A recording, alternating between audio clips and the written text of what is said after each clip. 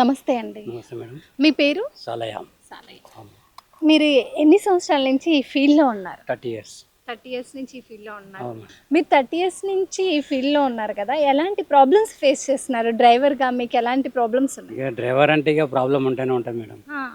నిద్ర ఉండదు బయట వెళ్ళినా కానీ, తిండి సరిగా టైంకి ఉండదు. స్కూల్ డ్యూటీ కాబట్టి జర టైంకి తింటాం, టైంకి వెళ్ళి వస్తాం. అట్లా దీనికి ఇక టెన్షన్ ఎక్కువ. డ్రైవర్ అంటేనే టెన్షన్.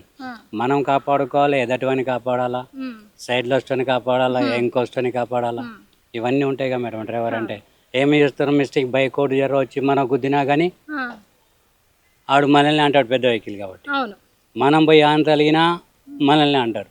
ఇప్పుడు ఆనికి ఆడొచ్చి గుద్దుకున్న 10 మంది జమై అట్లా వచ్చిన గుద్దునేమిరా అని చెప్పి 10 మంది మనల్ని అంటారు. ఆంది తప్ప అక్కడ చూడరు. పెద్ద వెహికల్ డ్రైవర్ ఏందే తప్ప అని చెప్పి మనల్ని అంటారు. మీకు ఈ డ్రైవింగ్ ఫీల్డ్‌లో సంతృప్తి ఉందండి? 30 సంవత్సరాల నుంచి చేస్తున్నారుగా, మీకు మీరు సాటిస్ఫై అయ్యారా? ఇక ఏముంటుంది మేడం, లేదు. కాకపోతే ఇక ఫ్యామిలీ నడుపుకోవాల్సి వస్తుంది కాబట్టి ఈ డ్యూటీ తప్పదు. బయట పోయి వేరే డ్యూటీ అయితే చేయలేము. ఇది డ్యూటీ చేస్తాం కాబట్టి ఇదే ఇక ఎన్నేళ్ళున్నా ఇదే కంటిన్యూ చేసుకుంటే వాళ్ళు డ్రైవర్గా. మీకు గవర్నమెంట్ నుంచి ఎలాంటి సహకారం మీకు అందాలనుకుంటున్నారు? ఇప్పుడు మేము గవర్నమెంట్ నుండి ఏమనుకుంటున్నాం అంటే, ఇప్పుడు ఎస్సీ కార్పొరేషన్లో కూడా కార్లు ఇస్తున్నారు కదా మేడం. అట్లా ఏదైనా కారు తీసుకొని మనం ఓన్గా ఏదైనా డ్రైవింగ్ చేసుకుందామన్న ఆలోచనలో ఉన్నాం. ఇప్పుడు మనం ఒకసారి డ్యూటీ చేస్తున్నాం గవర్నమెంట్ తరఫున.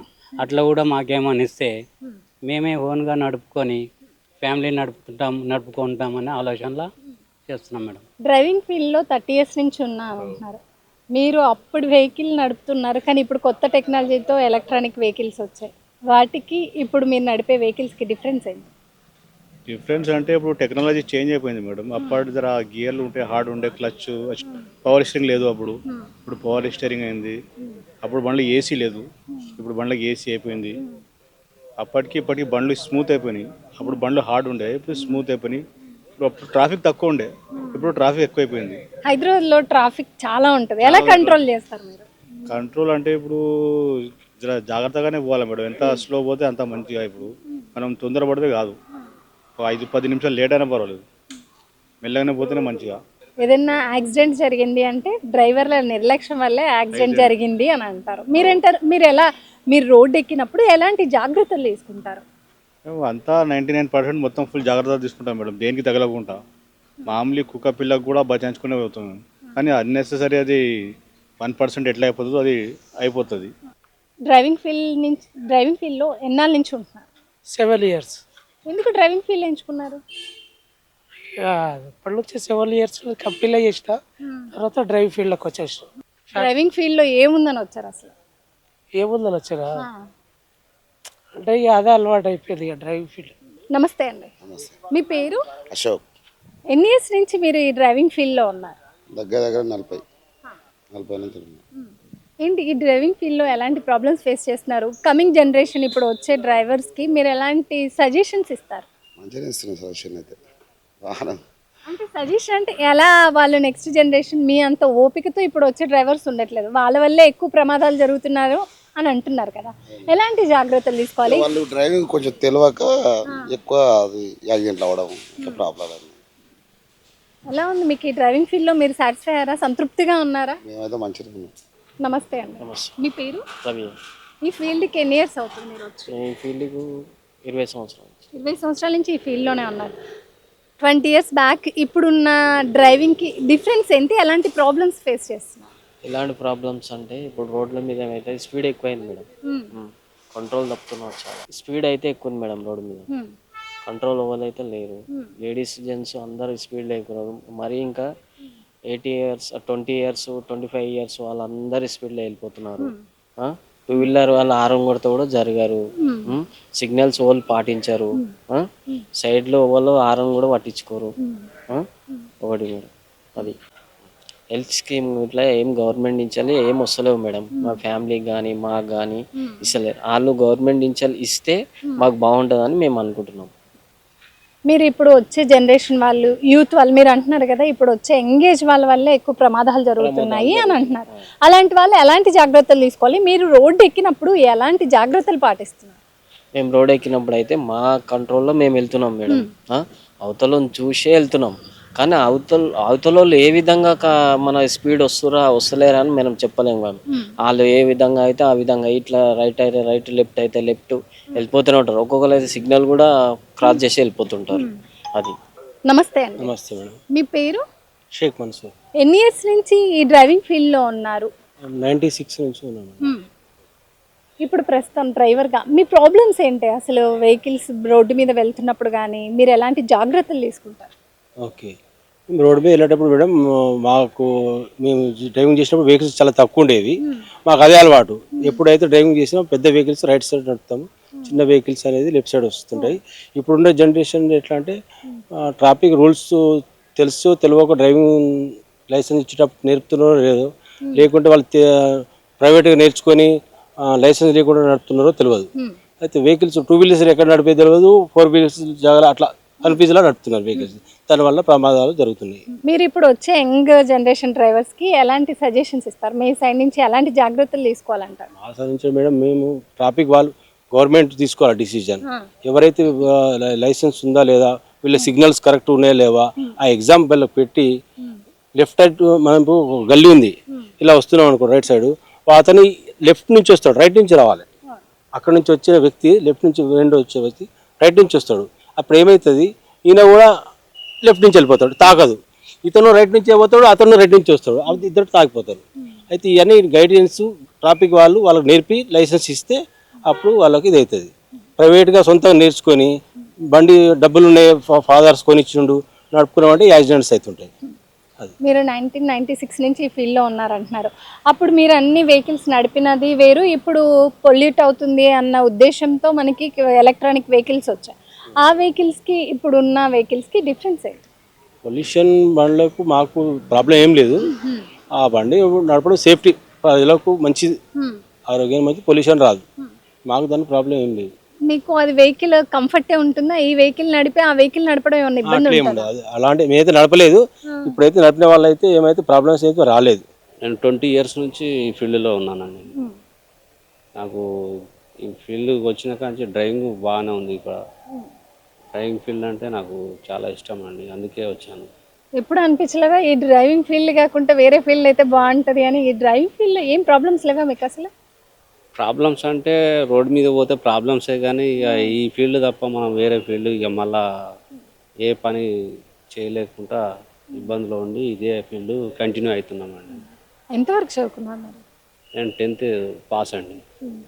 ఇప్పుడు మీరు డ్రైవింగ్ ఫీల్డ్లో ఉన్నారు, ఎప్పుడు రోడ్డు మీదకి వెళ్ళేటప్పుడు యాక్సిడెంట్స్ చాలా జరుగుతూ ఉన్నాయి. యాక్సిడెంట్ జరగకుండా ఎలాంటి జాగ్రత్తలు తీసుకుంటారు? అసలు యాక్సిడెంట్ జరగడానికి కారణాలు ఏంటంటారు? మీ డ్రైవర్స్ నిర్లక్ష్యం వల్లే యాక్సిడెంట్ జరుగుతున్నాయి కదా? అవునండి, డ్రైవర్ నిర్లక్ష్యం వల్లే అవుతుంది, కానీ కొన్ని చోట్ల కొంచెం రోడ్డు మీద నడిచే వాళ్ళు కూడా కొంచెం నిర్లక్ష్యంగా నడుస్తూ ఉంటారు. కొంతమంది తాగి డ్రైవ్ చేసే వాళ్ళు బైక్ల మీద కానీ కొన్ని సంఘటనలు జరుగుతూ ఉంటాయి. మనం డ్రైవింగ్ సేఫ్టీగా పోయినా కానీ ఎదుటి వాళ్ళతోటి కొంచెం ప్రాబ్లం అవుతుందండి. దానివల్ల యాక్సిడెంట్స్ కొంచెం ఎక్కువ అవుతున్నాయి. కొంచెం ఎంతైనా రోడ్డు మీద తిరగాలంటే కొంచెం భయంతో తిరగాల్సి వస్తుందండి. 20 సంవత్సరాల నుంచి మీరు ఇదే డ్రైవింగ్ ఫీల్డ్లో ఉన్నారు. మీరు సంతృప్తిగా మీరు సాటిస్ఫై అయ్యారా ఈ లైఫ్కి? ఇదే లైఫ్ సాటిస్ఫాక్షన్ అయినానండి. ఎందుకంటే ఇక నేను 22 ఏజ్ ఉన్నప్పటి నుంచి ఇదే ఫీల్డ్లో దిగాను. 10th అయిపోయిన నుంచి నేను డీసీ మీద క్లీనర్ పని నేర్చుకొని క్లీనర్గా పోయి డ్రైవర్గా అయ్యి అదే బండి మీద డ్రైవర్గా చేసి ఇలా చేసుకుంటూ హైదరాబాద్కి వచ్చి హైదరాబాద్లో సెట్ అయ్యానండి ఇక్కడ. ఓకే అండి, థ్యాంక్ యూ అండి. Thank you. నా పేరు పల్లెర్ల రవి, తెలంగాణ రాష్ట్ర ఆటో కార్మిక trade union state president. Okay, ఎన్ని ఇయర్స్ నుంచి మీరు ఈ ఫీల్డ్లో ఉన్నారు? 92 నుంచి ఉన్నాను మేడం. 92 అంటే ఇప్పుడు 30 దాకా వచ్చేసింది. ఈ ఫీల్డ్కి ఎందుకు వచ్చారు? మీ ఫ్యామిలీ కూడా ఇదే ఫీల్డ్లో ఉన్నారని మీరు వచ్చారా? అసలు మీకు ఫ్యాషన్తో ఈ ఫీల్డ్కి వచ్చారా? మా నాన్న ఒక రైతు కుటుంబం నుంచి, మా నాన్న మేడం రైతు కుటుంబం నుంచి వచ్చాను నేను. అయితే అప్పుడు జీవనోపాధి లేక, రైతు పండించిన పంట గిట్టుబాటు ధరకు లేక, తగిన జాగాలు భూములు లేక, ఏదో ఒక జీవనోపాధి కోసం, మనం బతుకుదెరు కోసం ఈ ఆటో ఫీల్డ్ వచ్చాము. ఈ ఆటోతోనే జీవనోపాధి గడుపుకుంటున్నాం. పిల్లం భార్య పిల్లల పోషించుకుంటున్నాం. ఇక సాగుతుంది మేడం. ఇప్పుడున్న గవర్నమెంట్ ఇప్పుడున్న గవర్నమెంట్ నుంచి మీ ఒపీనియన్ ఏంటి? ఎలా ఉంది ఇప్పుడున్న గవర్నమెంట్, ఎలా పనిచేస్తుంది అనుకుంటున్నారు? ఇప్పుడు కాంగ్రెస్ ప్రభుత్వం అధికారంలోకి రానికి మహాలక్ష్మి పేరుతో బస్సు ఫ్రీ పెట్టి ఇవాళ ఆటో కార్మికులను రోడ్న పడేసి బస్సు ఒక స్లాబ్ సిస్టమ్ పెట్టాలి. ఎట్లా అంటే ఉచితం అనేది ఏ గవర్నమెంట్ వచ్చినా కూడా మర్చిపోవాలి. ఉచితం అనేది ఎవరికి అది కరెక్ట్ కాదు మేడం. ఆ ఉచితం వలన మన మీదనే భారం పడుతుంది. ఆ ఉచితం అనేది ఏది పెట్టాలంటే విద్యార్థుల విద్య వైద్యం తప్ప ఈ రెండు తప్ప ఏవి పెట్టకూడదు. ఉచితం అనేది సోమరిపోతనం, మనకు సోమరిపోతనం వస్తుంది. ఆ ఉచితం అనేది మర్చిపోయి ఒక విద్యారంగం, ఒక ప్రతి ఒక్కరికి ఇప్పుడు ఆరోగ్యంగా మనం హెల్త్ పరంగా ఉంటాం కాబట్టి వైద్య రంగం ఇవి బాగా కాన్సెప్ట్ చేయాలి ఏ ప్రభుత్వం వచ్చినా. కానీ ఇవాళ పేద ప్రజలు బతకాలంటే అసలు జీవనోపాధి కూడా ఎక్కడ సరిగా లేదు. ఇవాళ అదొక భాగం అయితే గత 10 ఏళ్ళ నుంచి టీఆర్ఎస్ ప్రభుత్వం హయాంలో ఉమ్మడి ప్రభుత్వం ఉన్నప్పుడు ఆటో కార్మికులు చాలా మంచిగా జీవనోపాధి సాగింది. అప్పుడు నెలకు 1200, రోజు 1200, 1300 సంపాదించేది. ఆ టీఆర్ఎస్ ప్రభుత్వం ఓలో ఉబర్ బైక్ అనేది ర్యాపిడో తెచ్చి కేటీఆర్ వాళ్ళ సంస్థ అది, వాళ్ళ ఒక ఆన్లైన్ సిస్టమ్ తెచ్చి ఇలా పేద ప్రజల మీద ఇది ఒకటే కాదు, అంబులెన్స్ కావచ్చు, ట్రాలీ కావచ్చు, ఆటో కావచ్చు, బైక్ కావచ్చు, ఇవి పెట్టి ఇలా పేద ప్రజల పొట్టు నడ్డివేసిందంటే టీఆర్ఎస్ ప్రభుత్వం. ఆ టీఆర్ఎస్ ప్రభుత్వం వచ్చే ఏమైందంటే ఇలా కొంతమందికి నిరుద్యోగులకు నేను ఉద్యోగం ఇస్తా అని చెప్పి ఈ బైకులకు ఓలో ఉబర్ ర్యాపిడో తెచ్చిందనమాట. అయితే తేవాల ఓకే, ఓలో ఊబర్ ర్యాపిడోలో కూడా అదే ఆటో డ్రైవర్స్ అదే బైక్ డ్రైవర్స్ ఉంటున్నారు కదా, మీకు ప్రాబ్లం ఏంటి? అయితే ఓలో ఊబర్ ర్యాపిడో తేవాలి మేడం. అది ఓన్లీ ట్యాక్స్ ప్లేట్ ఉంటేనే కమర్షియల్ ఉంటేనే బైక్కు పర్మిషన్ ఇవ్వాలి. అలాంటి పర్మిషన్ లేకుండా ఓలో ఊబర్ బైక్ తెచ్చి కేసీఆర్ వాళ్ళ సంస్థ తెచ్చి ఇవాళ ప్రజల మీద భారం మోపుతుంది. అదేవిధంగా కనీసం డ్రైవర్కు మేలు ఉందంటే దానివల్ల డ్రైవర్కు మేలు లేదు, ప్యాసింజర్కు కస్టమర్కు మేలు జరుగుతుందంటే కస్టమర్కు మేలు జరగట్లేదు, ఓన్లీ వాళ్ళ సంస్థకు మేలు జరుగుతుంది. మీరు ఇప్పుడు కేటీఆర్ ప్రభుత్వంలో ర్యాపిడో ఊబర్ వచ్చింది అంటున్నారు. ఇప్పుడు రేవంత్ రెడ్డి డీజిల్ పెట్రోల్ ఆటోలన్నీ సిటీ అవుట్కట్స్కి వెళ్ళాలి, ఎలక్ట్రానిక్ ఆటోస్ ఒక్కటే సిటీలో ఉండాలి అంటున్నారు. మరి దాని గురించి ఏమంటారు? అది ఇప్పుడు కాదు మేడం, గత ప్రభుత్వాలలోనే అది ఒక జీవో ఉన్నది. అంటే డీజిల్ ఇది పొల్యూషన్ వల్ల డీజిల్ బండ్లు సిటీకి నో ఎంట్రీ అని ఇప్పుడు కాదు ఎప్పుడో ఉన్నది. ఇవాళ రేవంత్ రెడ్డి వచ్చినాక ఈ బస్సు ఫ్రీ పెట్టడం వలన డీజిల్ బండ్లు వచ్చి సిటీలో పడడం వల్ల దాని మీద పొల్యూషన్ ఎక్కువైతుంది. కాబట్టి రేవంత్ రెడ్డి మీద కొంచెం వ్యతిరేకత వస్తుంది, కానీ అది రేవంత్ రెడ్డి వ్యతిరేకత కాదు. ఎవరైతే ఉమ్మడి ప్రభుత్వం ఉన్నప్పుడు ఈ ఓలో బైకులు తెచ్చినప్పుడు దాన్ని షేరింగ్ విధంగా కావచ్చు, ఇట్లా బైకుల విధంగా అందరికి పర్మిషన్ ఇవ్వడం వలన ఈ డీజిల్ బండ్లు వచ్చినాయి. లేకపోతే అదే టీఆర్ఎస్ ప్రభుత్వంలో వచ్చిన బండ్లు ఇవి ఇప్పుడు రాలేదు. అవి ఆ టీఆర్ఎస్ ప్రభుత్వంలో మేము ఎన్నోసార్లు మొరపెట్టుకున్నాం. ఇంతకుముందు రవాణా శాఖ మంత్రి ఉన్నప్పుడు, ఎవరు మన పట్నం మహేందర్ రెడ్డి ఉన్నప్పుడు, మన ట్రాఫిక్ కమిషనర్ డీసీపీకి ఇచ్చాము. వీళ్ళందరూ కూడా ఎవరు స్పందించలేదు దాని మీద స్పందించక ఏమైందంటే మేము ఎన్నోసార్లు కూడా వ్యతిరేకించినాం దాన్ని. మీ డ్రైవర్గా మీరు సంతృప్తిగా ఉన్నారా? ఈ ఫీల్డ్లో హ్యాపీయేనా అంతా? అంటే జీవనోపాధి సాగుతుంది మేడం బాగానే, కానీ ఈ మహాలక్ష్మి బస్సుతో ఒకటి ప్రాబ్లం, ఈ ఓలో ఊబర్ బైకులు బంద్ చేస్తే ఇలా జీవనోపాధి మంచిగా సాగుతుంది మేడం. Thank you.